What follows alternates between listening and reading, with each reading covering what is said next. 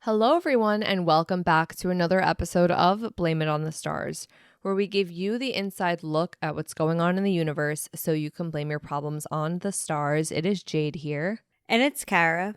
And this week, we'll be talking all about the new moon in Aquarius, as well as Uranus retrograde ending, two astrological moments you're probably not going to want to miss. But in case you missed it, last week we talked all about Mercury in Aquarius, which also does happen this week. We talked about it a little early. We also talked about the North Node entering Pisces. So if you want to know more about that, then definitely check out last week's episode before diving into this one. And just to give you a heads up, next week we will tell you everything you need to know about Venus in Aries and the end of Jupiter retrograde and how both of those transits affect you. And with that being said, let's dive into the episode. So the first thing that we're talking about that happens this week is the new moon in Aquarius. This will happen on January 29th at 7:35 a.m. Eastern Standard Time. Per usual, the date and time are from the website astroseek.com. What you need to know. New moons are new beginnings, and it's a time where we set intentions around Aquarius themes. Since this is the new moon in Aquarius, those themes will be innovation, community, and individuality. Aquarius energy loves forward thinking and collaboration. So it's a great time to be bringing in fresh ideas, connect with like-minded people, and set intentions that truly align with your authentic self. How you will feel. At the time of the new moon, you might notice that you are more willing to break free from any routines or habits that feel either old, outdated, or don't serve you anymore, so that you can start to explore new ways of doing things.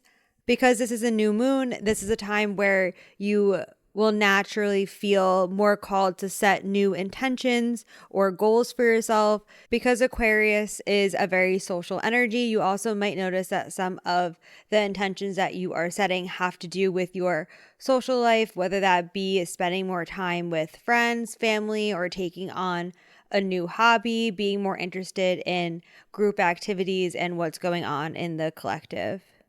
Where this will show up in your life. So you can expect things like more invites to group events, or there might be group projects happening at work. Think like those large online conferences or workshops or events that people can attend in groups. Those might be popping up more. Technology or social media might become a bigger part of your routine, or you might be thinking about setting intentions around technology and social media and how you want that to play a role in your life. What will become more important to you? This new moon in Aquarius is going to place more of a focus on your authenticity and also the way that you are planning for your future. You might find that you are being more experimental when it comes to your everyday routines and habits instead of sticking to things that aren't really working for you. This is a good time to be open-minded and flexible so that you're able to integrate new ideas and perspectives into your everyday life. Certain signs will be more affected than others by this new moon. The signs that are most affected will be Aquarius, Leo, Taurus, and Scorpio, personal placements only, meaning Sun, Moon, Rising, Mercury, Venus, and or Mars placements. And there are some aspects to this new moon that make it just a little bit more interesting. The first is that the Sun and Moon is semi-loosely conjunct Mercury. This can bring some feeling of mental clarity. You might feel more inspired to share ideas or set intentions around learning or starting new conversations within your community. At the time of the new moon, the sun and moon will also be trine Jupiter. This will bring about a more optimistic energy that's going to support you and the intentions that you set for the new moon. Because Jupiter is a very expansive energy, don't be afraid to dream big and just set really ambitious goals for yourself. And lastly, the new moon is loosely conjunct Pluto, which can urge you to let go of some old habits and mindsets that no longer serve you, which is typically what happens during a full moon, not a new moon. However, since Pluto is the planet of transformation, there might be some feelings of wanting to transform that typically come with a full moon on this new moon. The next thing happening in astrology that you're going to want to pay attention to is Uranus stationing direct in Taurus, meaning Uranus retrograde is over. This happens on January 30th at 11:22 a.m. Eastern Standard Time. What you need to know is that when Uranus goes direct, it transitions from a more introspective energy to a more forward-thinking one. And there might be some change and unpredictability that comes with it. Think of this as your green light to be innovative and to get out of any ruts that you might have been stuck in. Since this is an outer planet transit and Uranus is quite unpredictable, and Taurus does deal with themes like finances, there might be some changes happening in the financial space that could possibly affect you. So just something to be on the lookout for. How you will feel. Once Uranus stations direct, you might find that there's a renewed sense of clarity or more motivation to make changes that you have been putting off. Some of these changes could be big, but it also could be something as simple as decluttering. Taurus does deal with our physical items. So this could be a time where you are reassessing some of your values, whether that is through reflection or through adjusting your physical space.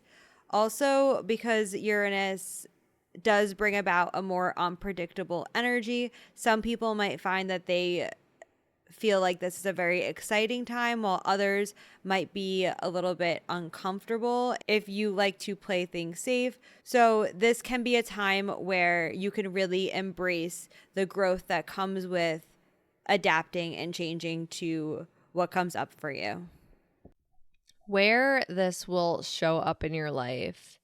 On a more personal level, you might notice shifts in how you manage your finances or any like valuables that you have. Think like collectibles or meaningful items for you.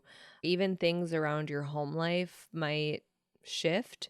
Maybe you invest in something new, you reorganize your budget, or lean into some more sustainable habits. As I was mentioning earlier, this is an outer planet transit. So in the news, there might be some headlines on just financial changes, tech advancements, or things that just deal with money in general. What will become important to you? Now that Uranus is direct, your focus will be more on integrating any ideas or habits that you discovered during the retrograde period, and also rethink the way that you are spending either your time or other resources in your everyday life. This could be a time, as mentioned before, to let go of anything that feels outdated or old. It also could be a good time for refreshing your physical space or learning new skills, especially if they're related to technology. Certain signs will be more affected than others. The signs most affected by Uranus stationing direct are going to be Taurus, Scorpio, Leo, and Aquarius. Personal placements only, meaning Sun, Moon, Rising, Mercury, Venus, and or Mars placements. And that is it for this week's episode. Just a reminder, next week we'll be talking all about Venus entering Aries as well as Jupiter stationing direct. So if you want to know more about those, then definitely make sure wherever you're listening to the podcast, you're subscribed with the notifications turned on so you don't miss when we post next week. But until then, that is all for now, and we'll see you all next Monday.